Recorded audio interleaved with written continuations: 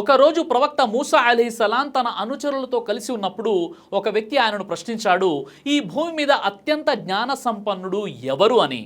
మూసా అలైహిస్సలాం నేనే అని సమాధానమిచ్చారు. కానీ అల్లాహ్ తాలా ఆయనకు వెల్లడించింది, నీకన్నా ఎక్కువ జ్ఞానం ఉన్న ఒక బందా ఉన్నాడు అని. ఆ వ్యక్తి పేరే ఖిజర్ అలైహిస్సలాం. అతను అల్లాహ్ తరపున విశేష జ్ఞానాన్ని కలిగి ఉన్న దైవ భక్తుడు. ఇంతకు మూసా మరియు ఖిజర్ స్టోరీ ఏంటి ఈ వీడియోలో మనం పూర్తిగా తెలుసుకుందాం. కాబట్టి ఈ వీడియోని స్కిప్ చేయకుండా పూర్తిగా చూసే ప్రయత్నం చేయండి.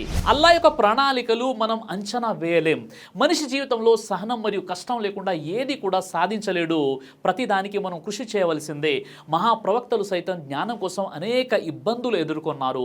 ఖురాన్లో ఇలాంటి మనుషులకు ఆదర్శవంతమైన వాస్తవ కథ ఒకటి ఉంది.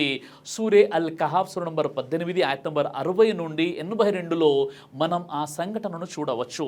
సూరే అల్ కహాఫ్ సూర నంబర్ 18 ఆయత్ నంబర్ 60ని పరిశీలించినట్లయితే, ఏళ్ల తరబడి నడవవలసి వచ్చినా సరే రెండు సముద్రాలు కలిసే సాగర సంగమానికి చేరుకోనంత వరకు నేను నడుస్తూనే ఉంటాను అని మూసా తన వెంటనున్న యువకునితో చెప్పినప్పుడు జరిగిన సంఘటనను కాస్త జ్ఞాపికి తెచ్చుకోండి. అరబీలో ఈ ఆయత్ చదివినప్పుడు ఆయత్ చివర్లో హుకూబ్ అనే పదం వస్తుంది. అంటే 70 లేక 80 సంవత్సరాలని ఒక అర్థం. ఎంత కాలమైనా సరే అనే అర్థం కూడా వస్తుంది. అంటే నేను సాగర సంగమ స్థలానికి చేరుకునే వరకు నా ప్రయాణం చేస్తూనే ఉంటాను. దానికోసం ఎంత కాలం పట్టినా సరే నా ప్రయాణాన్ని ఆపను అన్నది హజ్రత్ మూసా అలైహిస్సలాం పలుకుల అంతరార్థం. ఇంతకీ ఆయన ఈ సుదీర్ఘ ప్రయాణానికి ఎందుకు పూనుకున్నారు, ఏ లక్ష్యం కోసం ఆయన ఇంత ప్రయాసపడవలసి వచ్చింది అనే ఆసక్తికరమైన విషయాలు ఈ వీడియోలో మనం తెలుసుకుందాం.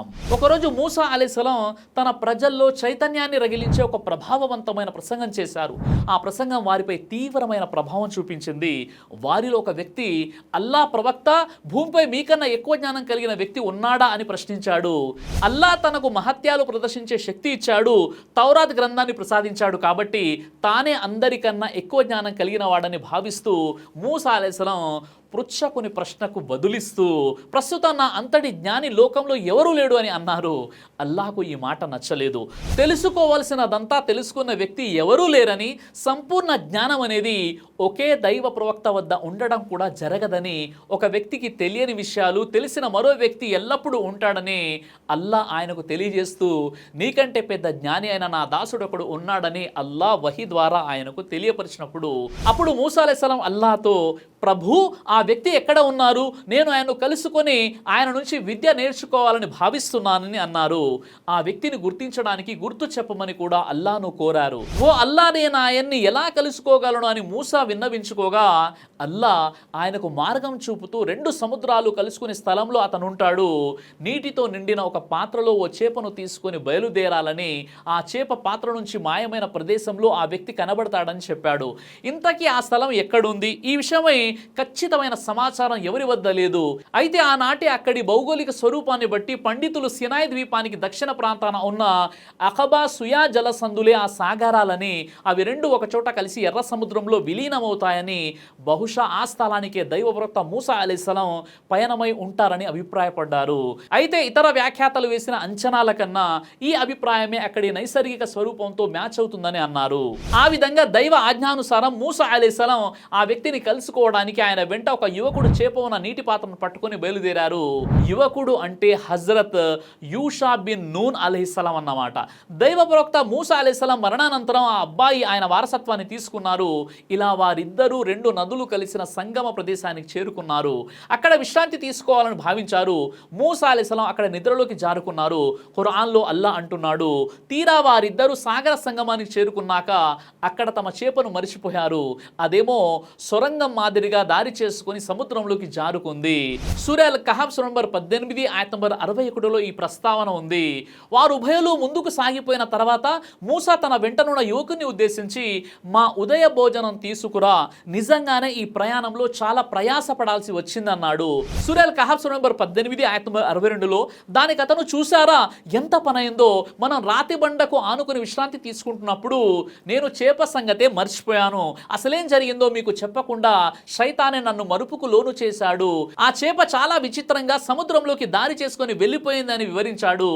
సూర్య అల్ కహఫ్ సూరా నంబర్ 18 ఆయత నంబర్ 63. అంటే ఆ చేప సజీవమై సముద్రంలోకి వెళ్ళిపోయింది. అల్లా దానికోసం సముద్రంలో సొరంగం లాంటి దారిని ఏర్పరిచాడు. ఆ చేప సముద్రంలోకి దూకటం, సొరంగం లాంటి దారి దానికోసం సుగమం కావటం హజరత్ యూషా అలైహిస్సలాం కల్లారా చూశారు. కానీ ఆ సంగతి మూసాకు చెప్పడం మాత్రం మర్చిపోయారు. విశ్రాంతి తీసుకున్న తర్వాత వారిద్దరూ ఆ స్థలం నుంచి ముందుకు సాగిపోయారు. పగలు రేయి నిరాఘాటంగా ప్రయాణించారు. మరునాడు ఉదయం హజరత్ మూసా అలైహిస్సలాం బాగా అలసిపోయారు. ఆయనకు ఆకలేసింది. తినడానికి ఏదైనా వడ్డించు నాయనా అని తన శిష్యుని కోరారు. ఆ యువకుడికి చేప సంగతి అప్పుడు కానీ జ్ఞాపకం రాలేదు.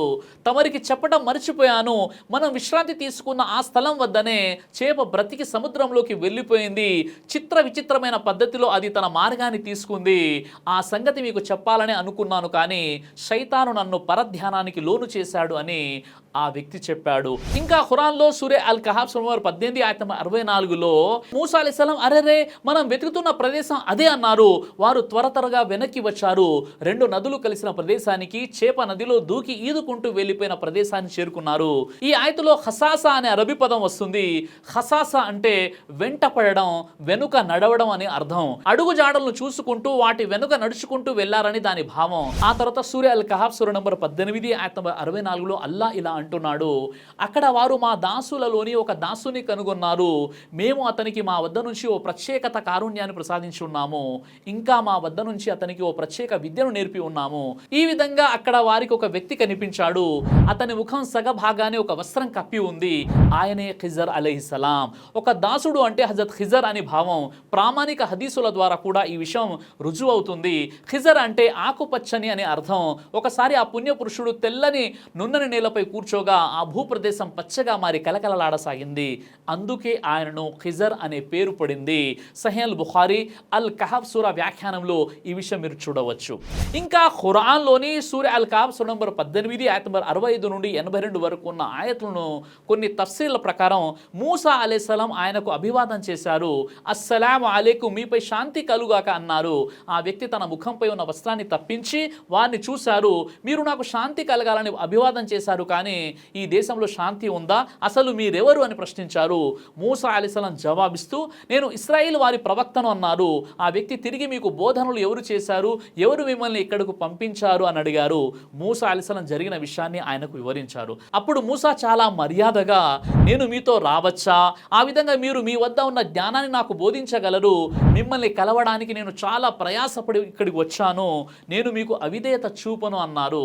ఖిజర్ అలైహిస్సలాం ఆయనకు జవాబిస్తూ మీరు నన్ను భరిస్తారని నేను అనుకోవడం లేదు, ఎందుకంటే మీరు అనేక విచిత్రమైన విషయాలను చూడవచ్చు, అలాంటి విచిత్రమైన వాటిని చూసి మీరు నన్ను విమర్శించకుండా ఉండలేరు, ఎందుకంటే మీ అవగాహన పరిమితమైనది, అందువల్ల మీరు వాదనకు దిగుతారన్నారు. మూసా అలైహిస్సలాం చాలా నిజాయితీగా ఇన్షా అల్లా తలిస్తే నేను సహనంతో ఉంటాను, మీ పట్ల అవిధేయత చూపను అన్నారు. చివరకు ఖిజర్ అలైహిస్సలాం ఆయన్ను వెంట తీసుకువెళ్ళడానికి అంగీకరిస్తూ ఒక షరతు పెట్టారు. నేను ఏం చేసినా ప్రశ్నించవద్దన్నారు. మూసా అలైహిస్సలాం తన అనుచరుణ్ణి వెనక్కు పంపి ఖిజర్ అలైహిస్సలాంతో పాటు బయలుదేరి ఒక నది వద్దకు చేరుకొని ఇద్దరు ఒక పడవలోకి ఎక్కారు. ఆ పడవ యజమాని వారిద్దరి పట్ల ఒక విధమైన అభిమానాన్ని చూపించాడు. వారిద్దరిని అభిమానంగా పడవలోకి ఆహ్వానించాడు. పడవలోకి ఎక్కిన తర్వాత ఖిజర్ అలైహిస్సలాం చాలా వింతగా వ్యవహరించారు. పడవ ప్రక్కల బిగించి ఉన్న కొన్ని చెక్కలను పీకి పారేశారు. దానివల్ల పడవకు ఒకవైపు పెద్ద రంధ్రంలా ఏర్పడింది. ఈ విచిత్ర ప్రవర్తనను చూసి నిర్ఘాంతపోయిన మూసా అలైహిస్సలాం, అరే ఎందుకు పడవను నాశనం చేస్తున్నారు, మన పట్ల అభిమానంగా ఆహ్వానించిన పడవ యజమానికి ఇదా మనం ఇచ్చే ప్రతిఫలం, పైగా మనమంతా మునిగిపోయే ప్రమాదం కూడా ఉందని మీరు గ్రహించడం లేదా, మీరు చేసిన పని చాలా అభ్యంతరకరమైనదన్నారు. ఖిజర్ అలైహిస్సలాం ఆయనకు తమ మధ్య కుదిరిన అంగీకారాన్ని గుర్తు చేశారు. మూసా అలైహిస్సలాంకు వెంటనే తాను చేసిన పొరపాటు గుర్తుకు వచ్చి ఆయన క్షమాపణలు కోరుకున్నారు. నా మతిమరుపుకు మీరు కోపం తెచ్చుకోవద్దు, నా బలహీనత విషయంలో కఠినంగా వ్యవహరించవద్దు, అలాగే మీతో రాకుండా నివారించవద్దు, నేను నా మాటకు కట్టుబడి ఉండడానికి ఈసారి పూర్తిగా ప్రయత్నం చేస్తానన్నారు. అందుకు అంగీకరించిన ఖిజర్ అలైహిస్సలాం ఆయన వెంట తీసుకొని బయలుదేరారు. దారిలో వారికి ఒక పిల్లవాడు తన స్నేహితులతో ఆడుకుంటూ కనబడ్డాడు. ఖిజర్ అలైహిస్సలాం ఆ పిల్లవాడిని స్నేహితుల బృందం నుంచి వేరు చేసి ప్రక్కకు తీసుకువెళ్లి హతమార్చారు. ఈ అఘాయిత్యం చూసి మూసా అలైహిస్సలాం నిర్ఘాంతపోయారు. మీరు ఒక అమాయక పిల్లవాడిని చంపేశారు, ఇది నిజంగా అమానుషం అని అరిచారు. ఖిజర్ అలైహిస్సలాం ఆయన వైపు తీక్షణంగా చూసి తమ మధ్య కుదిరిన అంగీకారాన్ని మరోసారి గుర్తు చేశారు. తన పనులను మరోసారి ప్రశ్నిస్తే ఇక తనతో రావడం ఉండదని హెచ్చరించారు. మూసా అలైహిస్సలాం మళ్ళీ క్షమాపణ కోరుకున్నారు. నేను మరోసారి ఈ పొరపాటు చేస్తే నన్ను మీ వెంట రాకుండా చేయండి అన్నారు. ఖిజర్ అలైహిస్సలాం ఆయన్ను క్షమించేశారు. ఈ విధంగా వారిద్దరూ ఒక గ్రామానికి చేరుకున్నారు. అక్కడి గ్రామస్తులతో వారు ఆశ్రయాన్ని, ఆహారాన్ని కోరారు. కానీ పిసినారి ప్రజలు వారికి ఏది ఇవ్వలేదు. అందువల్ల వాళ్ళిద్దరూ అలాగే ప్రయాణం కొనసాగించవలసి వచ్చింది. వారిద్దరూ వెళుతున్నప్పుడు ఒక చోట ఒక గోడ కూలడానికి సిద్ధంగా ఉండడాన్ని వాళ్ళు చూశారు. వెంటనే హజరత్ ఖిజర్ అలైహిస్సలాం ఆ గోడను చేత్తో తాకగానే విచిత్రంగా అది నిటారుగా నిలబడిపోయింది. ఇది చూసిన మూసా అలైహిస్సలాం ఉండబట్టలేక, మీరు భలే విచిత్రమైన మనిషి, ఈ స్వార్థపరుల పట్ల మీరు సానుభూతి చూపుతున్నారు, పైగా మీరు చేస్తున్న కష్టానికి ప్రతిఫలం కూడా కోరడం లేదు. మనం చేసిన కష్టానికి వారి నుంచి ప్రతిఫలం తీసుకొని మన ప్రయాణానికి కొద్దిగా ఆహారాన్ని సమకూర్చుకోగలిగే వాళ్ళమన్నారు. తన పనులకు తగిన వివరణ ఇచ్చే వరకు వాటిని మూసా అలైహిస్సలాం భరించలేరని ఖిజర్ అలైహిస్సలాంకు అర్థమైంది. ఇక చాలు, ఇక మనం ఎవరి దారి వారు వేరవ్వడం మంచిది, మీకు సహనం లేదు, అయితే మనం వేరయ్యే ముందు నేను చేసిన పనులకు కారణాలు వివరిస్తాను అన్నారు. మూసా సిగ్గుపడుతూ తల వంచుకున్నాడు. ఇక మొదటిది, నేను నష్టపరిచిన పడవను కిరాయికి నడుపుకుని ఆ పడవ యజమాని అతని భార్య బ్రతుకుతున్నారు. నేను ఆ పడవను ఎందుకు నష్టపరిచానంటే, వారి రాజు పడవలను స్వాధీనం చేసుకుని పెద్ద నౌకదళాన్ని తయారు చేయాలని చూస్తున్నాడు. ఈ పడవను నష్టపరచడం వల్ల దీన్ని చూసినా కూడా పనికిరానిదిగా భావించి రాజు దాన్ని వదిలివేస్తాడు. ఓ మూసా, నేను చేసిన పని చూడడానికి బాధ్యత లేని పనిగా కనబడినా నేను నిజానికి ఆ పడవను కాపాడడానికి పడవ యజమానిపై సానుభూతితో చేసిన పని అది. ఇక రెండవది, నేను చంపిన పిల్లవాడి తల్లిదండ్రులు నిజమైన విశ్వాసులు, కానీ ఆ పిల్లవాడిలో ఉన్న దుర్మార్గం గురించి నాకు తెలిసిపోయింది. కన్న కొడుకు కాబట్టి ఆ తల్లిదండ్రులు అతడి దుర్మార్గాన్ని భరిస్తారు, కానీ చివరకు వాడి దుర్మార్గాలు ఆ తల్లిదండ్రులను కూడా ప్రభావితం చేస్తాయని నేను గ్రహించాను. అతడిని చంపి నేను వారి విశ్వాసాన్ని కాపాడాను. అల్లా వారికి మంచి సంతానాన్ని ప్రసాదించాలని ప్రార్థిస్తున్నాను అని అన్నారు. ఇక మూడవది, నేను ఆ గోడను నిర్మించినది స్వార్థపరులైన గ్రామస్తుల కోసం కాదు, ఆ గోడ ఇద్దరు అనాథులైన బాలలది. ఆ గోడ క్రింద గుప్తనిధి ఉందని అల్లా నాకు తెలియజేశాడు. ఆ పిల్లల తండ్రి పుణ్యాత్ముడు, దాన ధర్మాలు చేసేవాడు. ఆ పిల్లలు పెరిగి పెద్దయ్యే వరకు ఆ గుప్తనిధి రహస్యంగా ఉండడం చాలా అవసరం. వారు పెద్దయిన తర్వాత అల్లా వారికి ఆ నిధిని చూపిస్తాడు. ఆ గోడ పడిపోతే స్వార్థపరులైన గ్రామస్తులు ఆ నిధిని దోచుకుంటారు. కాబట్టి నేను చేసిన ప్రతి పని నా ప్రభు కారుణ్యం వల్ల చేసిన పని, నేను ఏ పని నా స్వంతంగా చేయలేదు. ఈ మాటలు చెప్పి ఖిజర్ అలైహిస్సలాం వేగంగా నడుచుకుంటూ వెళ్ళిపోయారు. ఖురాన్లో అల్లా తెలిపిన ఈ సంఘటన ద్వారా మనం గ్రహించాల్సిన పాఠాలు ఏంటి అంటే, ఈ ప్రపంచంలో ఎవరికి కూడా పరిపూర్ణమైనటువంటి జ్ఞానం ఉండదు. కాబట్టి నాకు అన్నీ తెలుసు అని ఏ వ్యక్తి చెప్పకూడదు. జ్ఞానం పొందిన వ్యక్తి తానొక్కడే కాదన్న విషయం తెలిసిన వెంటనే మూసా అలైహిస్సలాం మరింత జ్ఞానం సంపాదించడానికి కష్ట సాధ్యమైన ప్రయాణానికి పూనుకున్నారు. అంటే జ్ఞానం సులభంగా లభించేది కాదు. జీవితంలో విజయం సాధించాలంటే మనిషి కష్టపడి పనిచేయవలసి ఉంటుంది. మరో విషయం ఏంటంటే, అల్లా ఆదేశాల మర్మాలన్నింటినీ మనం అర్థం చేసుకోలేము. మనకు తప్పుగా కనబడుతున్న విషయం నిజానికి ఒక అనుగ్రహం కావచ్చు. తాను చేసేది అల్లాకే బాగా తెలుసు. ఈ వీడియోలో మనం మూసా మరియు ఖిజర్ అలైహిస్సలాంకు సంబంధించినటువంటి స్టోరీని తెలుసుకున్నాం. మరో వీడియోలో మూసా అలైహిస్సలాం జీవితం గురించి తెలుసుకునే ప్రయత్నం చేద్దాం ఇన్షా అల్లాహ్. అల్లాహ్ మనందరి కూడా ఇల్మే నాఫియా అంటే ప్రయోజనకరమైనటువంటి విద్యను నేర్చుకునేటటువంటి సద్బుద్ధిని ప్రసాదించుగాక. ఆమీన్ యా రబ్బుల్ ఆలమీన్.